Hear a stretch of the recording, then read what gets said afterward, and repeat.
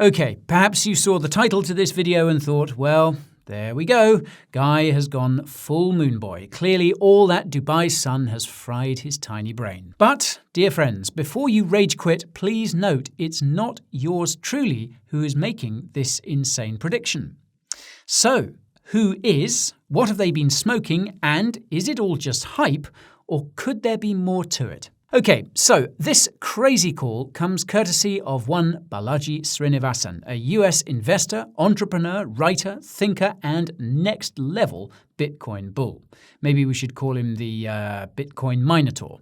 Now, Balaji was also the first ever CTO of Coinbase, joining the exchange when it acquired his company Earn.com in 2018. He read electrical and chemical engineering at Stanford and originally made his money building and selling a genetic testing company, whereafter he became a general partner at mega VC firm Andreessen Horowitz. He's also invested in lots of crypto projects and tech companies, and last year published a book, The Network State, which outlines his ideas for a possible future society. So, in just a few words, Balaji is very smart, very opinionated, very highly regarded, and very, very rich. Fun fact, his recent interview on the Lex Fridman podcast ran to just shy of 8 hours. Let's just say they didn't spend the time talking about the weather and their weekend plans. Still, worth a listen all the same. Now, you've probably noticed how in the past couple of weeks, the banking sector in the United States has been looking a bit, how to put it, like a massive bin fire. 3 banks, all of which are not coincidentally crypto-friendly, have gone to the wall, and US authorities, spearheaded by the Federal Reserve, have had to step in and basically throw money at the problem to try and stop it getting a whole lot worse. You can check out our recent video on Silicon Valley Bank for a rundown of what happened there. These banking problems aren't confined to the US, however. Over in Europe, Credit Suisse has had to be bailed out by the Swiss government and has now been acquired by its rival, UBS. This, however, hasn't allayed concerns that the contagion could spread to other banks in other countries. Once again, the tide has gone out and the global banking system has been revealed to be swimming absolutely butt naked. In short, as inflation has been rising, so too have interest rates.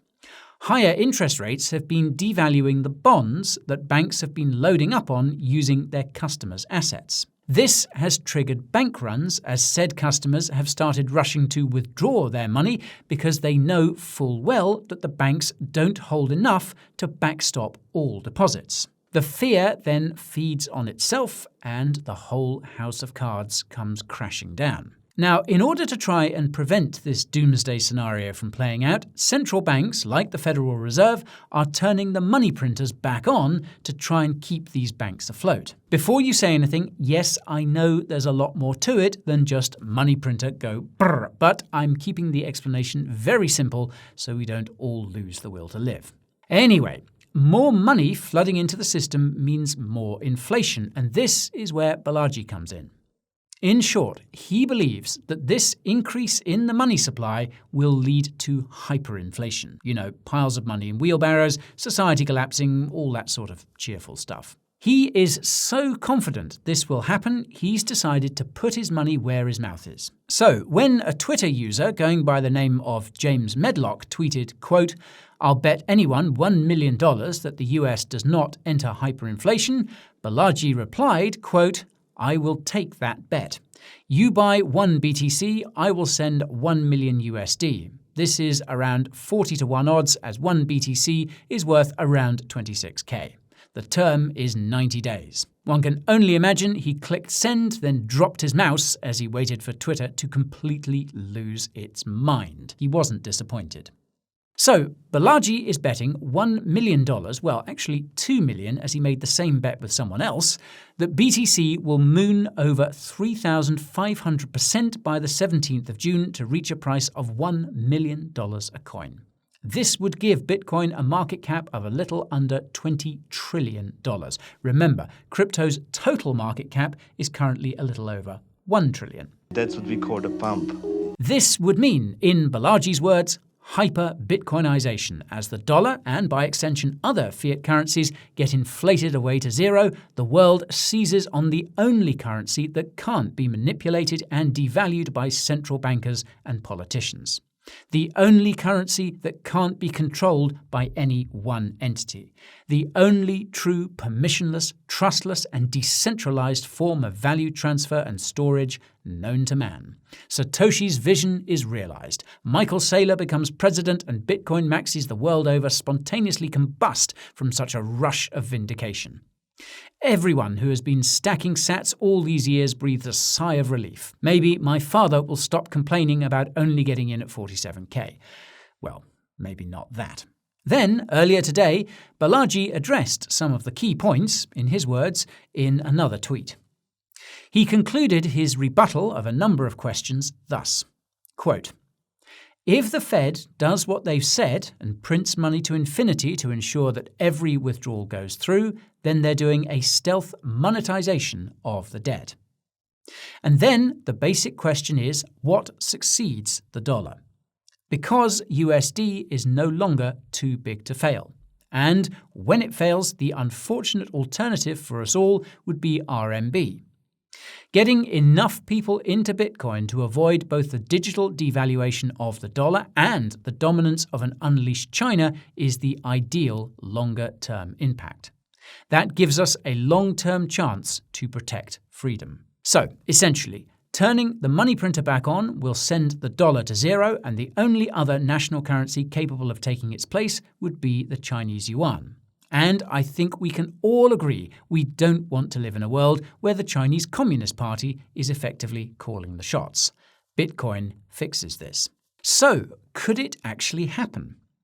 Well, Balaji isn't your average moon boy predicting a massive pump every other day, so could he actually be right?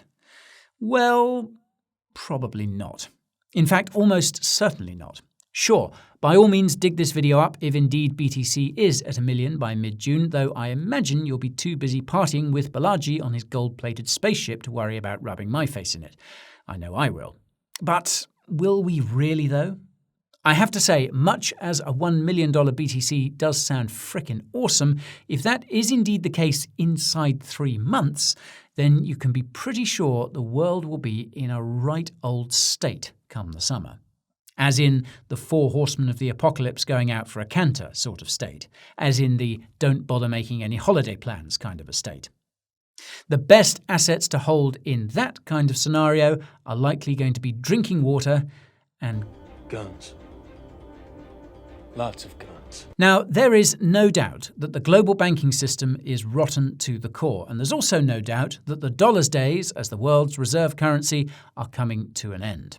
There's also no doubt that all other fiat currencies are either shitcoins already, headed very fast in that direction, or controlled by governments that no one in their right mind would want to be ruled over by. And there's also no doubt that the world hasn't even started to wake up to what Bitcoin is and what it's capable of. But 3 months is a bit of a short window, even under these circumstances. In all likelihood, central banks around the world, led by the Fed, will move to prop up the banking sector by all means necessary.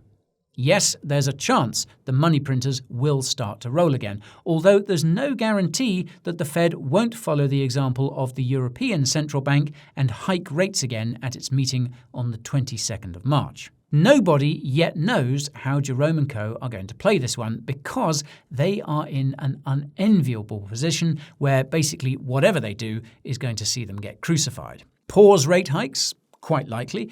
Or even lower rates? Pretty unlikely. And they'll be seen as going soft on inflation, which will almost certainly flare back up. Tighten again by hiking rates another 25 basis points, also quite likely, and they'll risk a banking collapse. 50 basis points and, well.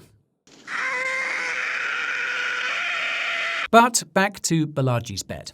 Although BTC has been pumping ever since banks started going bust again, it's hard to see the sort of inflows that would take it to $1 million, even allowing for inflation making $1 million a lot less spectacular than it sounds.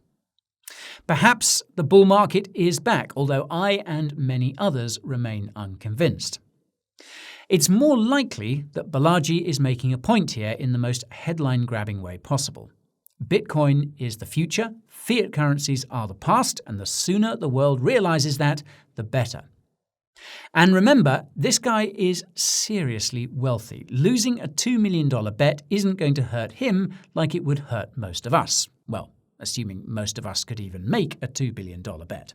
Now, some of the more cynical amongst us may argue that Balaji's bet has brought a lot of extra attention to Bitcoin and has likely helped its price climb in the days since.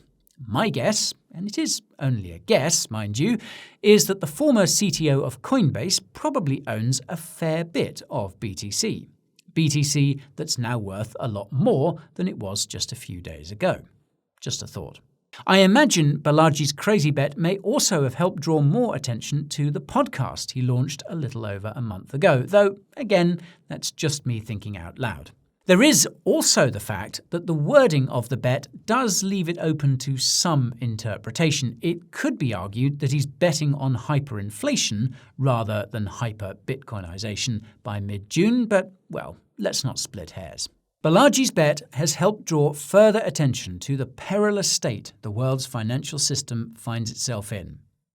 Now, it's likely that the powers that be will be able to stave off complete financial meltdown for a while longer yet, but make no mistake, it is coming.